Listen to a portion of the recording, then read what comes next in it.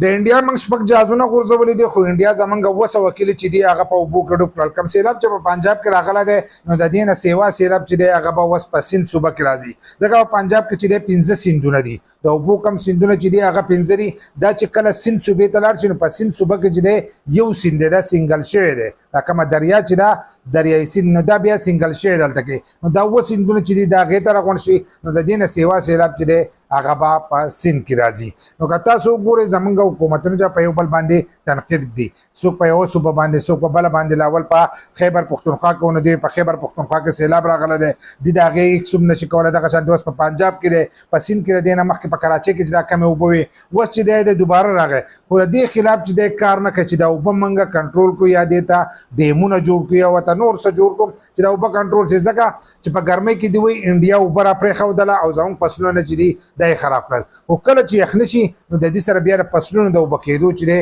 اوبه نه وي نو چې دې ته دې ډیمونه جوړ کړل ډیمونه نو د هغه ډیمونو نه وروسته چې دی دا فصلونه به هم اوبه کېږي بل لا چې هغه اوبه را پرېږدي نو د دې هغه اوبه چې دی هغه به د دې په ډیمونو کې چې دی دا به سټور کېږي. یو ایوب خان چې دی د هغه نه وروسته بیا چار چې دی ډیمونه د سره جوړ کړي نه دي د 44 سال لکه داسې د هغې وشو دا کسان به د فیسبوک باندې پوسټ ورکوي چې هغې نه وروسته چا نه ده کړی عمران خان پکې غږ کړم یو څو ډیمونه چې دي په هغې باندې کار هم روانو اوس د هغې هم پته نه لګي چې په هغه ډیمونو کار شته که نه شته دي چې دی د حکومت مناسب کار کوي چې په 15 کاله کې کم واړه واړه کارونه مکملیږي هغه کارونه کوي که نه 35 سال د دې د حکومتونو وشو لکه د نواز شریف د زرداري او د دې دا صوبه چې دی دا بار بار د دې اوبو نه ډوبېږي خو دې د دې ډیمونو چې دی غم نه کوي چې ځکه ډیمونو یې غم وکړو نو دا ډیم یوازې د بجلۍ لپاره نه بجلي به ته هم جوړېږي دغه شان د فصلونه چې دی دا به ته هم اوبه کېږي د سیلاب خطره چې دی دا به هم ختم شي نور ډېرې پیدې چې دي هغه هم د دغې اوبو دي خو دې دغه منصوبې چې دی دا نه کوي او عارضي کم کارونه چې دي هغه کوي نو تنقیدونه نه دي پکار چې موږ په خیبر پښتونخوا په حکومت باندې وکړو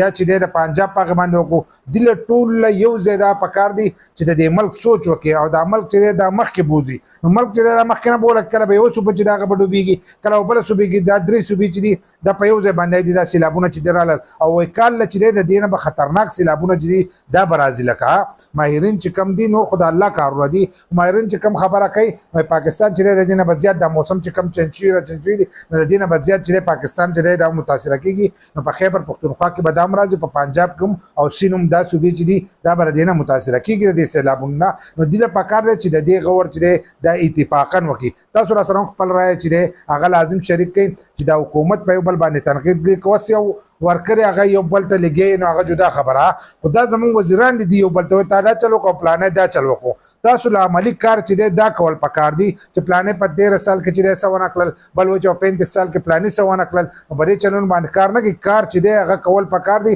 په ډیمونو باندې چې دی دله سوچ کول پکار دي چې ډیمونه وکړي چې ډیمونه دي جوړ کړي هر سره چې دی دا به کنټرول شي خپل رایه چې دی دا را سره لازم چې دی دا شیر کوي.